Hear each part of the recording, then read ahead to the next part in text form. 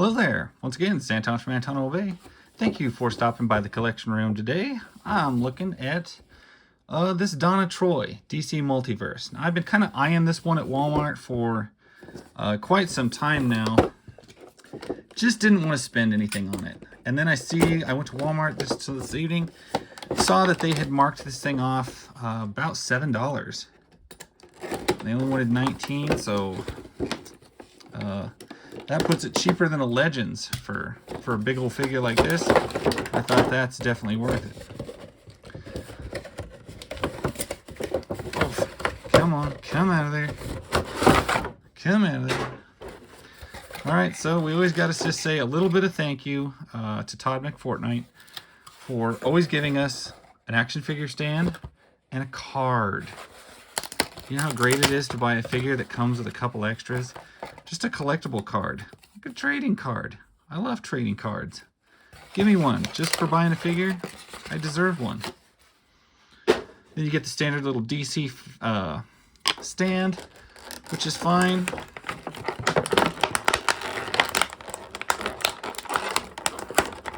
We get a big old honking sword.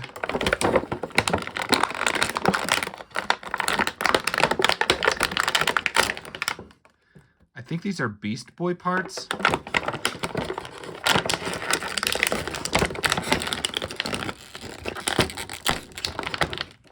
I think they call them Click and Connect, or they did. I think everybody else in the world still calls them Build-A-Figure parts. Now, if I remember right, these are a monster to get out. All their little plastic thingies in there. I don't know why most action figure companies can't figure this out. They're either going to put way too much effort into their packaging like this, or like NECA does with their Ninja Turtle stuff. I mean, there is way too much packaging in that stuff. That is insane. Or you get like Hasbro,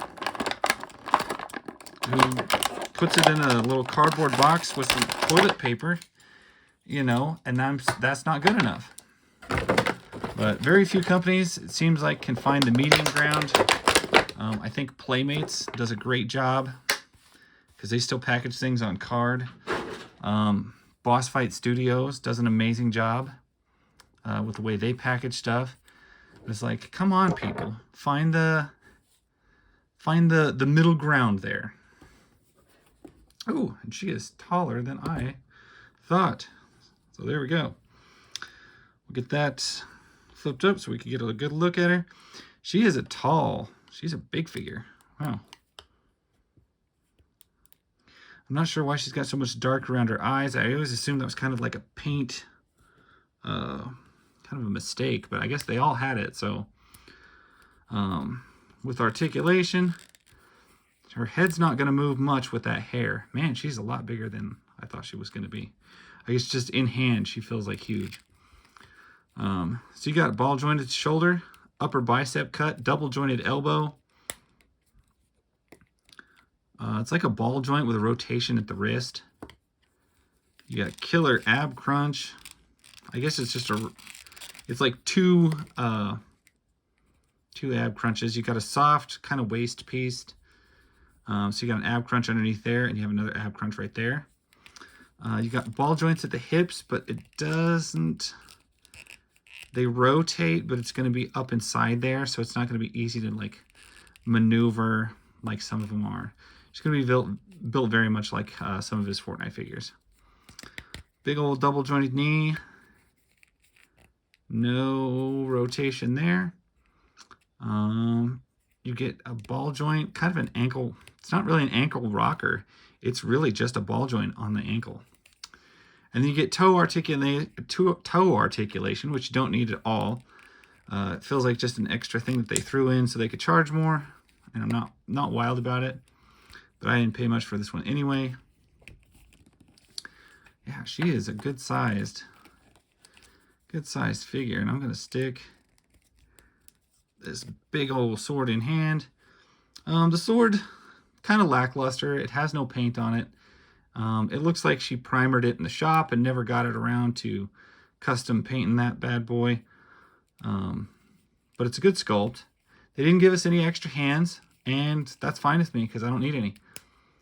You got one good fist, you got one good grabbing hand for the sword, and you probably don't really need much more. I don't.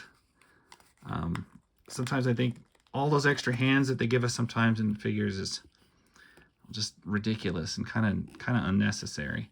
I know I'm probably in the minority with that statement, but it just seems like I'm going to put one set of hands on that I like, and the rest will go in a drawer, and I'll never mess with them again ever. Anyway, this figure looks really nice. Like, I thought she looked really nice in the box. She is more impressive out of the box and in hand than I thought she would be. Oh, let me see what I got here. As comparison, here is a Marvel Legends 6-inch Rogue. This is from the Juggernaut wave. She just happened to be next to me, so I grabbed her. You can get an idea of the size. And here's the last video I did, which was Princess Leia. Very, very tiny next to Donna here. But anyway, that's your size comparison to some other stuff. So she is a larger figure, 7-inch scale. I don't think she's quite as big as some of the DC stuff, but she is very big. Very nice, and just a really nice feeling figure. Like, she feels very well made, and she feels very posable, and I don't know, just like, I like it. I just like the look of it. I like the feel of it. It feels really good in hand for what it is. And I'm much happier that I could get it for like $19 as opposed to the $25 or $26 or whatever that Walmart usually charges for these things. Very happy to get it on clearance or sale or whatever. But if you are checking your Walmart, they had a bunch of other DC figures on clearance. So I don't know if they're cutting back on them or they're not selling them or what they're doing. But they had them all marked down, and she was definitely one I had to get. Anyway, that is my take on her. That's my review. Don't forget to thank Mr. Todd. You get a card, you get a stand. You don't get hands, but you get some nice extras. And you still get bath parts, which you don't get with a lot of Marvel Legends these days. Anyway, that's my story. That's my review. I highly recommend this figure. I'm very pleased with it. So if you see one of her, go snag her. Anyway, catch you guys later. Bye.